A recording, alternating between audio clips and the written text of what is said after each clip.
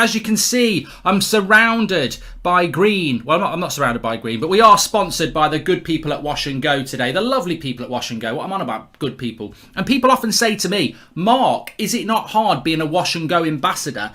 And I always have to reply to them like this. Being a rocket engineer is hard. Just ask Elon Musk. Being Manchester United manager is hard. Just ask the 4 managers that have taken over since Sir Alex Ferguson. Being an NHS worker, that's hard. Heroes. That is really hard. But being a shampoo ambassador is as easy as taking a bath. It really is. So next time you're having a really hard day, just run a bath, light some candles, put on some relaxing music and lather up with Wash and Go. Classic Wash and Go. You can pick up your bottle at any good retailer or by hitting the link in the description and getting it delivered straight to your door. Thanks very much to Wash and Go for supporting the United Stand. Now let's move on with the show. And remember, Wash and Go, it's invisible. It's invisible. Hello everybody, good morning. It is morning, but it is a Manchester derby morning. It will be a 12:30 kickoff, but we're still in the morning in the UK. I hope you're doing well. It's Manchester United against Manchester City in probably what is one of the weirdest derbies we've had in many a year, because yes, the underlying thing has to be to want to win this game. I think we all feel that. But the uncertainty about what Manchester United, who we are, what happens if we don't win, and even if we do win, what are we? You know, compounded by Ole Gunnar Solskjaer's comments from the embargoed press conference last night, where he was asked about Jadon Sancho and said, Jadon Sancho's got a great future at Manchester United, but at the moment we're playing a 5-3-2 and he doesn't fit in, but we won't play that forever. So what are we? Why are we playing it then? What are we doing? It's just survival mode. And I think, you know, to be honest, Solskjaer's being honest. He's in survival mode. Sancho sit on the bench.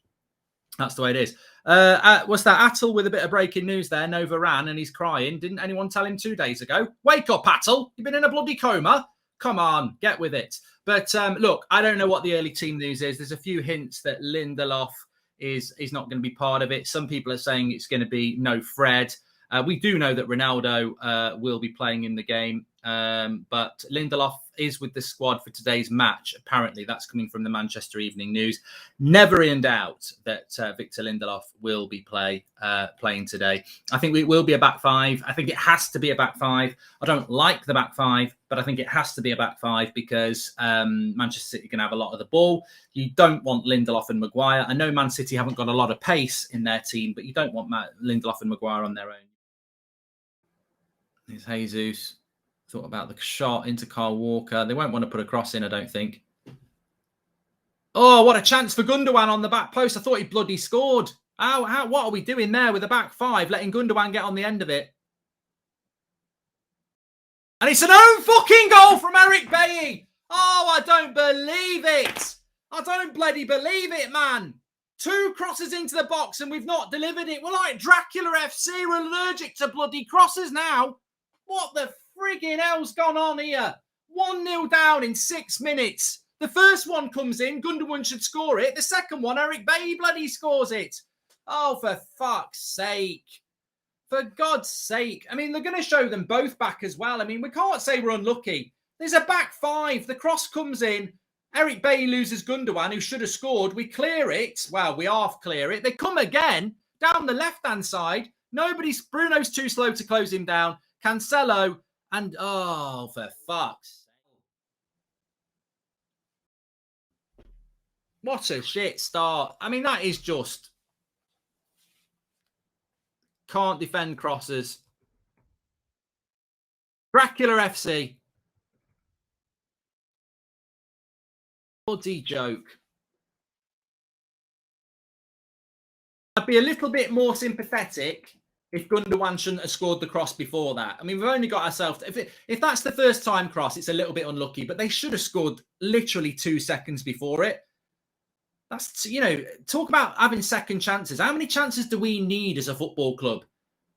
Like the Gundogan one, he should score. We should switch on. We put in another one and that. Fucking hell. I mean, I saw something today about United haven't scored a goal from a set piece this season. And yet we bought in a set piece specialist. Some of our fans are so bloody gullible. Murtar, we've got a director of football. Murtar, he's Murtar madness. Bollocks. He's been at the club for years. He's not a director of football. On with brought Ramsey in as a set piece specialist. Oh, yeah, everything's going to change. Bullshit. Absolute crap. What's the point in having a back five if one of your centre-backs can't bloody pick people up? It's like going, if you're into your fitness, going on a run is hard work because you've just got you and your legs and your brain. Going and playing five-a-side for an hour. It's a goal. I fucking believe it. It's a goal. Absolute shit defending. You won't believe it. You can't believe it. I tell you what, it must be fucking snowing in Manchester, not raining, because we've got snowmen at the back. Walking in the air. Piss off. Absolute jokers. The cross comes in and they've all ignored it. Fucking 5 of the bastards. They've ignored it. I can't believe it's gone in.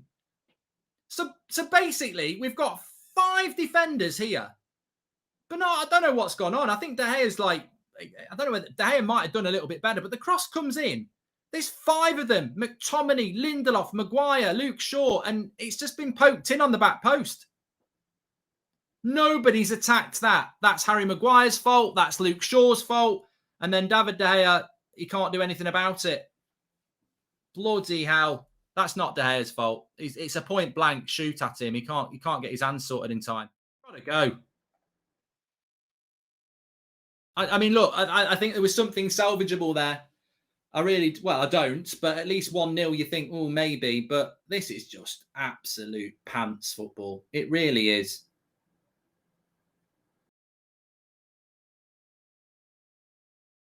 And that's half time. It's 2-0 at half time.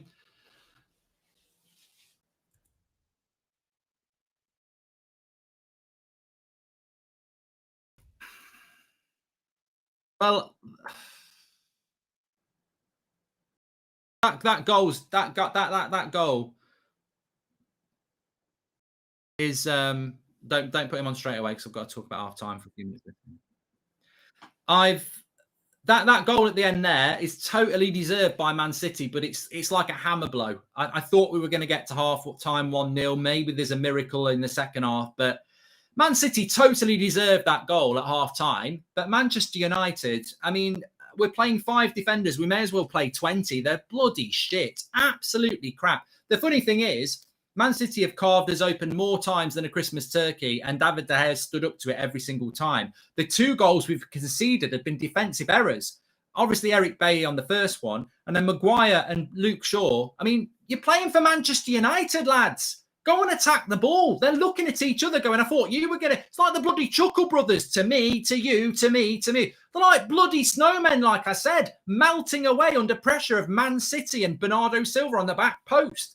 Walking in the air, bloody tossers in the street they are. I mean, they're just knobheads. Absolute knobheads. Go and win the ball. It's on the... There should be like a bloody book on how to defend at Manchester United, and it's based on clips of Nemanja Vidic. When there's a ball coming into your box, screw everybody else and win it. Don't wait for somebody else to do your job. Win the bloody ball. If you clash heads, but you win the bloody ball. Well, this is just such a crap goal to concede right before half time.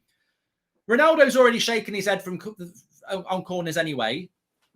It's abysmal. It's absolutely abysmal. And I tell you what, fucking forget if Zidane, I don't care whether Zidane's available. Write the bloody check. Write a check for Ten Hag. Write a bloody check for somebody, because this is bloody embarrassing. It's embarrassing. I don't care whether you're Ollie in, Ollie out, shake it all about, legendary status, bullshit. This is an embarrassment. I have never seen a Manchester derby at Old Trafford where in the minute, Man United players should have walked out with a big white flag and Ole Gunnar Solskjaer with a massive one going like this. We surrender, because that is submission football. We walked out and gave them the ball from minute 1. Their possession will be nearly 70%. They're 2-0 up. They should be 5-0 up. We may as well have just walked out with a big, massive tube of KY jelly and said, come on, lube us up. It's rubbish. Absolute rubbish. There is nothing to defend about that. He should have been sacked after the Liverpool job. What was that? 75,000 fans are sat there going, look, we know it's going to be difficult. It's going to be a difficult game today, but let's give us something to make it intimidating and we'll get behind you. They've given the fans nothing. They've gone out there with a white flag going, we surrender. And Man City have gone, training exercise. They should be 4 or 5-0 up. Andrew Chow. You know what? Actually, it's one of those things that probably should make me cry, but actually I did find it quite funny. Look, the only thing that's on my head now is, are they going to sack him? Like, everybody in football knows he should be sacked, but we're not managed by football people. We're managed by bankers. And it's like, they've got to sack him. And that's my concern. Like, will they sack him? He absolutely should have been sacked after Liverpool. He definitely should be sacked.